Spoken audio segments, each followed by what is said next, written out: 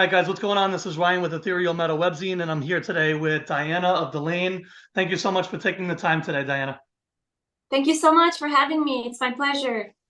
Terrific. So I wanted to start off just by asking, with these past few years with the whole pandemic, how have you been doing, especially with things starting to open up again? I've been good, pretty good, also because I think I'm lucky that I work from home, and I've been working from home for the past, I think, 5 years. And so, when the lockdowns happened, I was already locked in my house working Yeah. all day. So I wasn't really shocked because it was like routine for me. Okay, I'm on my computer working all day anyways, and I'm in the kitchen, doing videos. So I mean, it didn't really affect me as much. So, but I've been doing good. And now that, of course, everything's opening up, it's good. It feels good to be back, especially doing live shows and Absolutely. also Yeah. also going to shows to see other bands. It's really cool, and it's something I missed. So I'm glad that we have that again.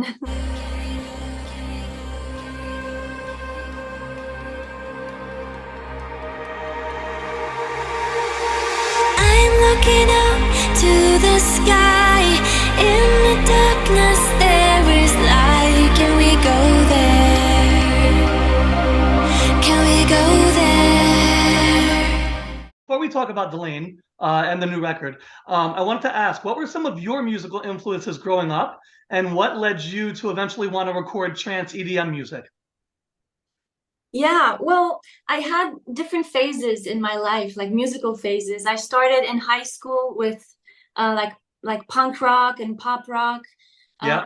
I started listening to Avril Lavigne, and then I got to know Evanescence, and then I was listening to all these big bands like Linkin Park at the time, and then I kind of merged into more heavy metal and metalcore kind of music. And I was really into like live shows, and going to see these bands play live, and even local bands here in Turin where I live. And then eventually I discovered symphonic metal, and I discovered bands like Nightwish and Within Temptation, and I started listening to that kind of music, and it really it really clicked with me, and I started singing as well, that kind of music, and I loved it, and I loved how epic it sounded, and how I just loved how it made me feel. And I started listening to that, and I started singing that, and exploring my voice a little bit and what it could do. Oh, I Right. can't see you anymore. Yeah, that's okay. I'm not sure why it's glitching, but I'm just going to keep the audio going. Okay, perfect. Yeah, I'm sorry about that. Um, no worries at all. So yeah, I got into that kind of music, and I started exploring my voice, and just to see what it could do. And I did that for quite a few years, and then eventually I had a friend of mine was into the trance music and trance scene, and he was producing these songs. And he told me, I'm gonna send you some tracks to sing on. And then he also put me in contact with another producer who was doing these songs, dance songs. And so he told me, you could try to record something on the songs and see if you like it. And I already liked pop music, and so I was familiar with dance music as well since I was a little girl. And so I did that, and I liked it. And then I started collaborating with these producers and some DJs. I got a few opportunities to have some releases on Armin van Buuren's label as well, which he's a huge worldwide DJ, and that was Yeah, really cool. absolutely. That was really cool. And I really, when it comes to music and singing, I just like to explore, and I like to experiment and see what my voice can do, and what I can do also as a writer. And all these experiences just make you grow so much as an artist, and as a vocalist. Um, so I did that. I did the trance thing for like 4 or 5 years. But then eventually, you always go back to your roots, and Of to course. what got Yeah. started, to what got you started in the first place, and it was rock music and metal. And so I really felt that urge to sing that again, and to maybe find a band, or maybe, you know, I actually started a YouTube channel where I released covers. Yeah. And I started doing these Nightwish covers and Within Temptation, which were my favorite bands since I was, you know, in high school. Of And course. I just did it for fun, and I wasn't really, you know, paying attention to how many views the video would get. I just wanted to do it to, you know, feel good and have fun. And so, and you know what? It's funny, you know, when you have fun, like magic happens. It does. And No, absolutely. Yeah. yeah, every time you do stuff and you just have fun with it and you put your heart in it, you know, something happens, magic happens. And eventually Delain happened. And yeah, Martijn, you know, found out about my YouTube channel, and then, you know, I left that comment on their social media, and he reached out to me. Yeah, so that whole thing happened. That's awesome. No, that's really cool. Thank you so much for really going into detail with that. I appreciate it. Oh, no Yeah, one other question. So with tracks like There Is Light with Andy Moore and Somnat, having amassed over 1.5 million streams on Spotify, you have worked with a lot of different DJs. What has been your most memorable collaboration so far? Oh, wow, that's such a good question. Well, that one is one of the highlights, you know, because it got played quite a few times by like big radio shows in the genre.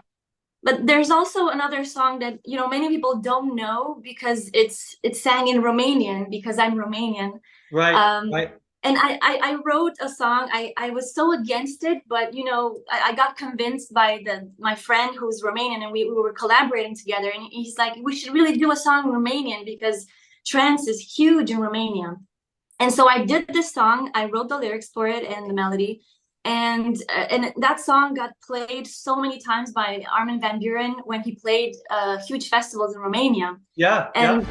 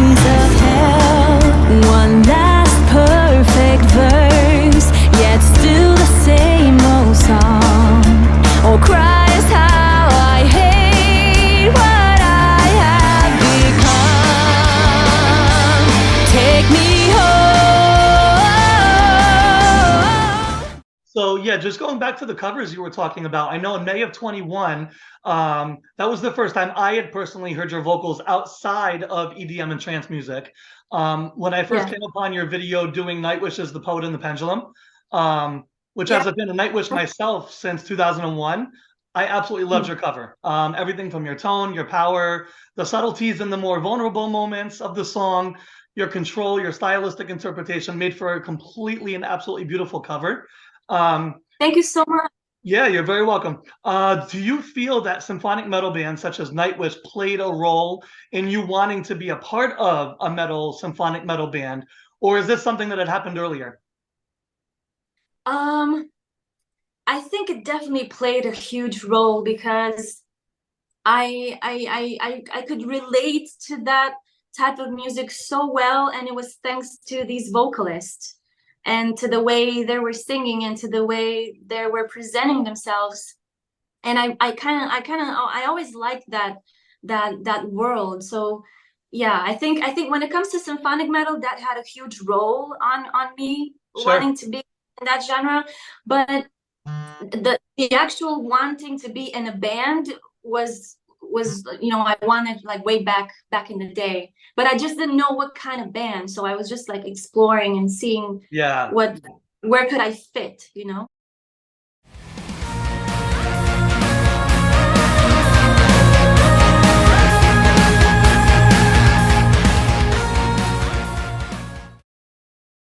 So switching gears now to Delain.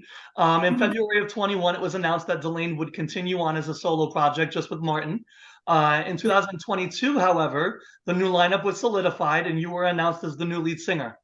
So making the switch from EDM trance music to symphonic metal in Delain, which at times is heavy, epic, and bombastic, what are some of the challenges that you may or may not have faced with more epic, bombastic songs versus the kind of more poppy side of Delain?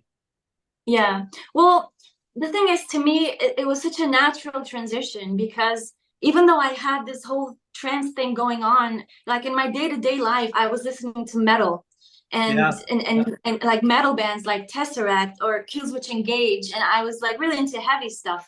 So to me, the transition was like, oh, cool.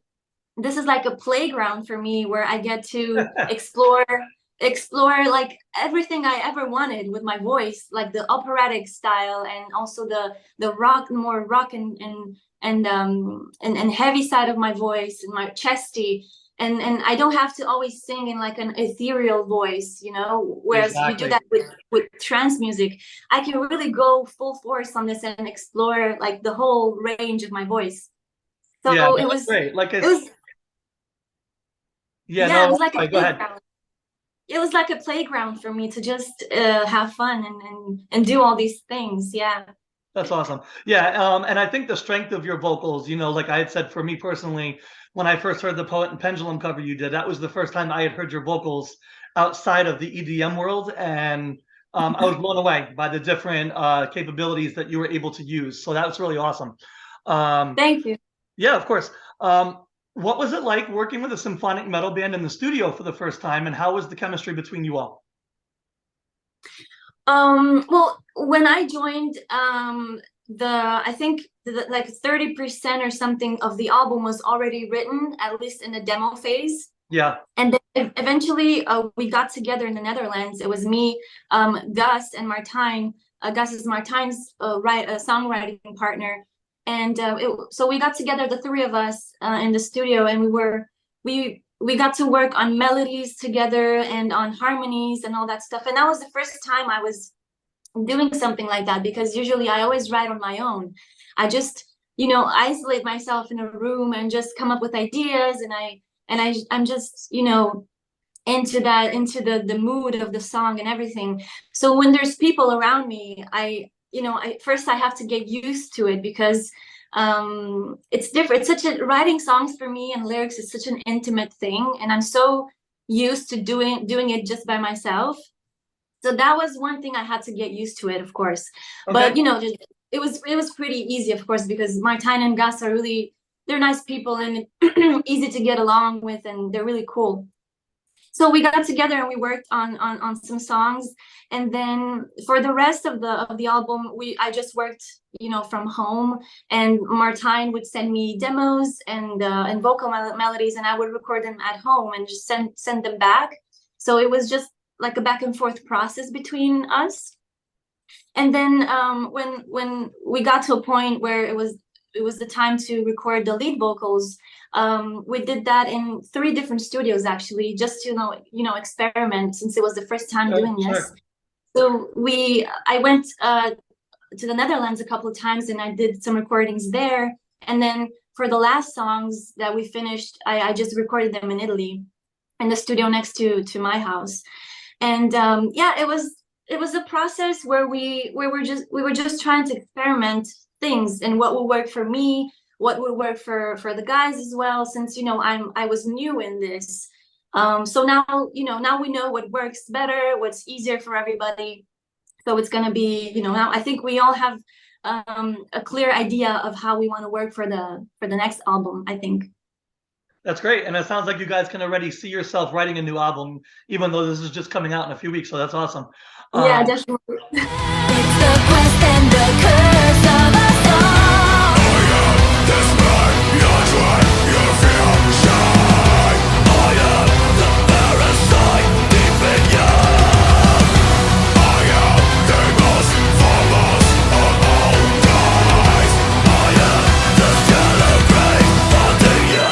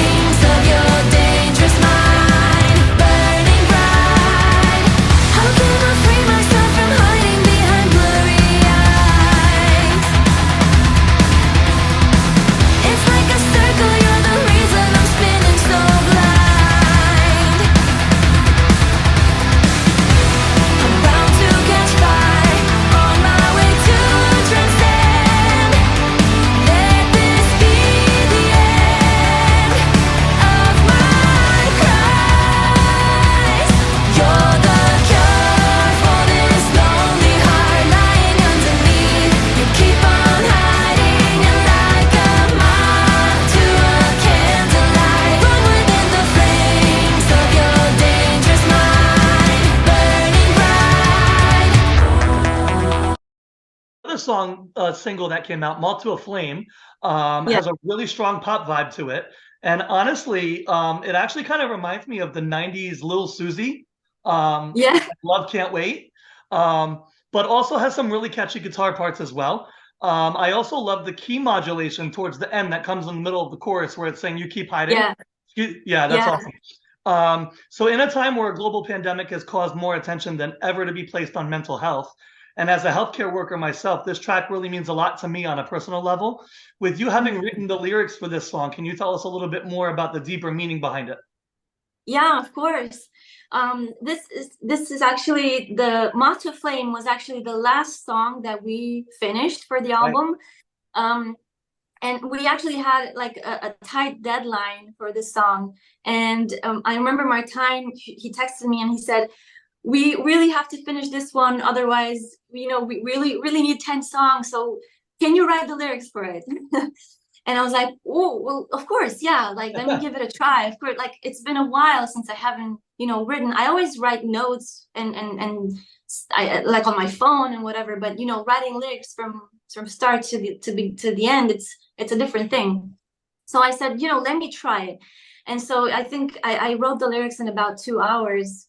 And whenever I write lyrics, I just base them on my personal experiences, or I'm inspired by other people's experiences. It really depends. And for this one, it's just about, when you're addicted to a situation that it's painful, but you keep going back to it. Or for some people, it could be a person as well. Yeah. But you keep going back to that situation that you lived, that, it gave you pleasure and happiness, but at the same time, it was painful. So maybe someone hurt you with their words or with what they did, but you really cared for that person. And then, yeah, it's just like a drug, like a circle. And at one point you need to take the scissors and cut it so that you don't,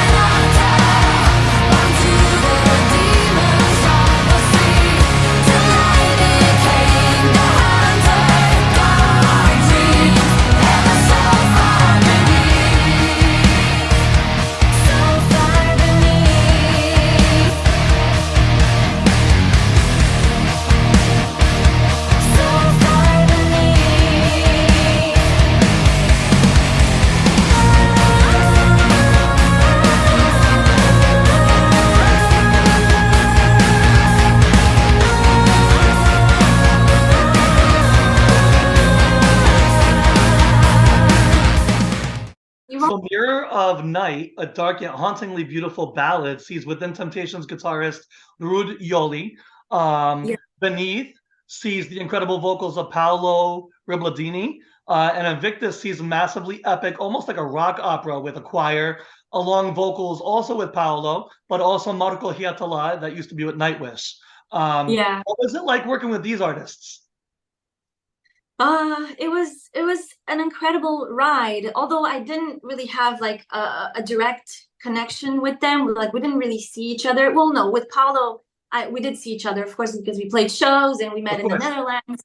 Yep. But with Marco, we didn't. I didn't meet him because when Martijn was recording him, Marco was in Spain, I believe, and so Martijn went to his house there and he recorded them. He recorded Marco, and then he just left. I think they did it like in an hour or two. Oh, that's great. Okay. And yeah, and with Ruud, the way it happened, I think it was like a more practical thing, because we were recording guitars in the summer, and Martijn needed a guitar player, but both Gus and Ronald were on vacation, and so he had to contact someone who was available at that time, and that was Ruud. And I think it was before they left for their tour in the States. I think they were going to tour. Yep. And so luckily he was available. So but also having him on the record, it's really an honor for me because of course, I'm a huge Within Temptation fan, Of course. and Of course. I also I remember meeting Rude back in the day, like in 2007 in Milan when they played a show, and yeah, I have cool memories. So now it's like a full circle having him on the record. Yeah. Absolutely. No, that's awesome, especially with your, kind of growing up with that. And I know Yeah. you've been a fan, now getting to work with them. That's awesome. Um, so the album from start to finish really has a great flow to it. And the elements, while are reminiscent of Delain, also offer a look into an undeniable growth that the band has seen as well. Was the flow of the album something that just came really naturally, or did it take some playing around with the order of the songs to get it right? Um, to be honest, I think Martijn picked the order of the songs, and I think he did it. He thought about it. He didn't just put, okay, I'm just gonna play around and blah, just throw it out there and whatever. But I think he did think about it, and the record starts with the more well, I wouldn't say the more because the songs are not slow, but they're a bit more mellow. Sure. Like Absolutely. Hideaway Paradise and The Quest and the Curse and then Beneath, they're a little bit mellow, and then the record ends with the epic songs like Underland and Invictus. Yeah. Yeah. So I think it's like it's a gradual thing. Yeah.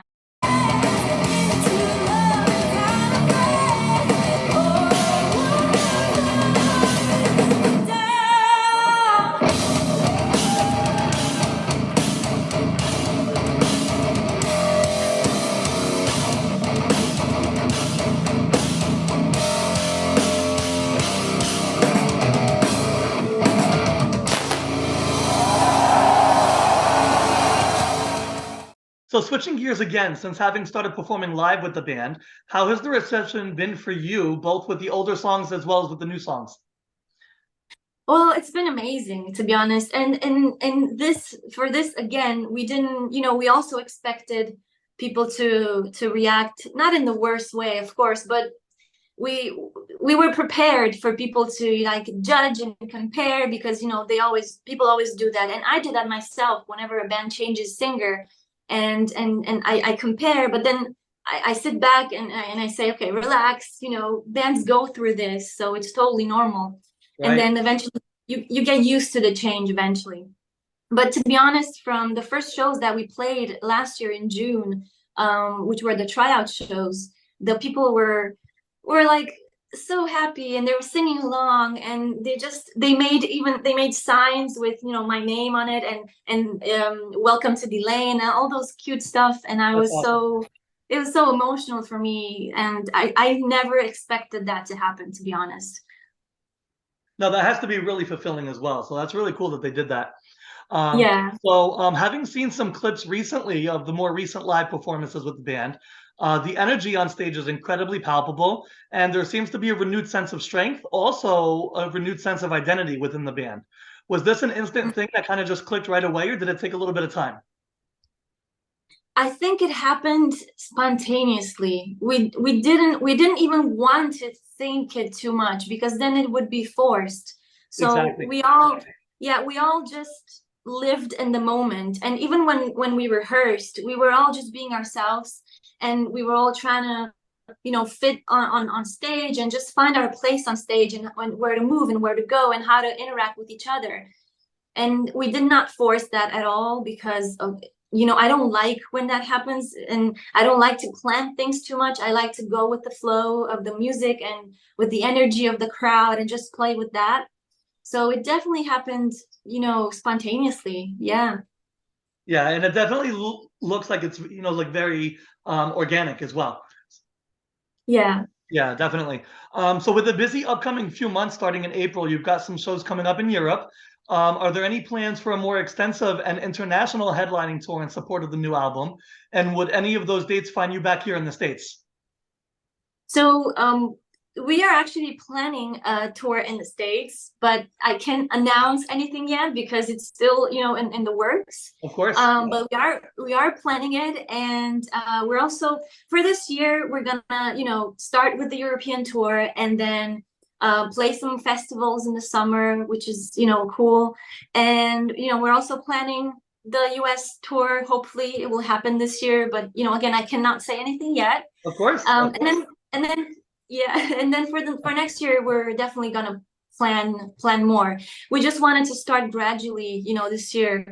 Also because I'm new and you know, it takes a while to get used to the touring and all that stuff. So it's always better to start gradually and then, you know, do more just as you go. Absolutely, yeah. And so my final question, just for fun, what would be your dream tour package with bands that you would tour with? Oh, wow. Okay. Well, how many can I pick? You can as many as you want. Okay. Well, of course, they're not all gonna be symphonic metal bands, but of course, I would love to tour with Nightwish and with Temptation, and then I would love to tour with Paramore, but they're from a totally different kind of music. And I also love Bring Me the Horizon, but that's again another another kind of, you know, genre and niche. So yeah. Awesome. Nice. Well, thank you. So Diana, thank you, you know, from Delain, thank you so much again for chatting today. I really enjoyed it.